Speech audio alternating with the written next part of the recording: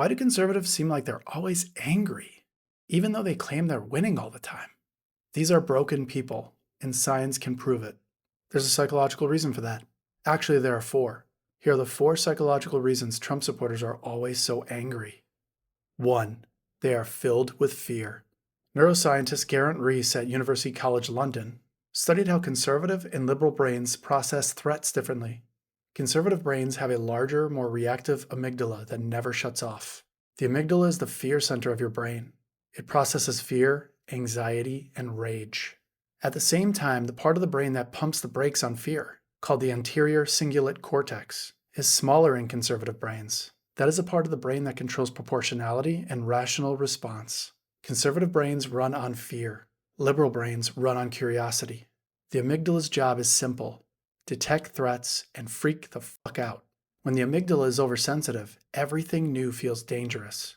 Immigrants moving into your neighborhood, threat. Drag queens on television, threat. A Spanish guy on the Super Bowl stage, threat. Not because there is a threat, but because the amygdala manufactures a threat. Psychologists call this threat hypersensitivity syndrome. This means progressives literally have a more evolved brain, built for complexity, built for modern society. Conservative brains are stuck in caveman threat detection mode. Perfect for 50,000 years ago, horrible for modern society. This is why facts do not work on Trump supporters. You're not debating their ideas. You're debating their terrified lizard brains. 2. The psychological root of rage. Psychiatrist James Gilligan at Harvard Medical School spent decades studying the most violent men in American prisons. Underneath every act of rage was one emotion: shame. Gilligan found that men who couldn't process shame turned it outward, into violence, into rage, into destroying anyone who reminded them of what they never became. Most Trump supporters spent their lives falling short of who they thought they would be. They did not build the career they wanted. They did not earn the respect they thought they deserved. They peaked in high school. The gap between who they are and who they thought they would be produced shame, and shame that has nowhere to go becomes rage. This is what you're looking at when you see a Trump supporter lose their mind over immigrants or college graduates. It's not politics. It's a person furious at their own life who needs someone to blame for it. They are mad you did something with your life and they did not. You actually did the work. They convinced themselves that real Americans don't need ambition, that hard work is for the elites. And then they spent 20 years wondering why nothing changed. 3. Massive insecurity. Trump supporters explode the second you challenge them. Online, in person, anywhere. Roy Baumeister at Harvard University published research in 1996 on people who feel superior to others, but are actually deeply insecure because they have no real achievements to justify the feeling of superiority. He called it threatened egotism.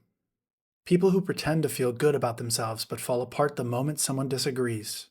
The prison guard who hurts an inmate for talking back. The cop who gets violent because you ask a question. The MAGA guy online who has a full meltdown because you correct his misinformation. Trump did not create these people. He found them. They love him because he never apologizes, never admits he's wrong, and always blames someone else for his problems. To them, that feels like strength. That's what they do in their real lives.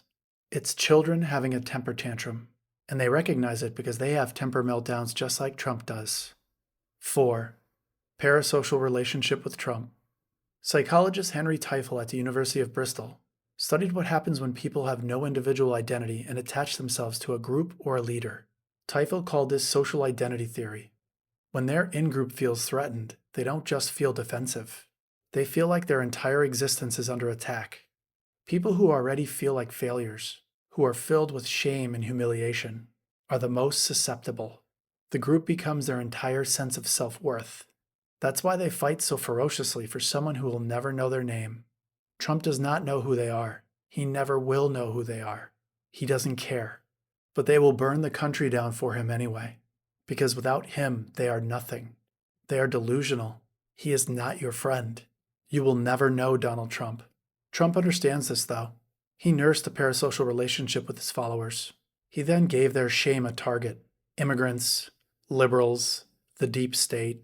He told them the reason their lives did not work out was not their fault. Why start taking accountability now? It was those other people's fault. So they stopped feeling like losers. They started feeling like they needed to punish people for their shame.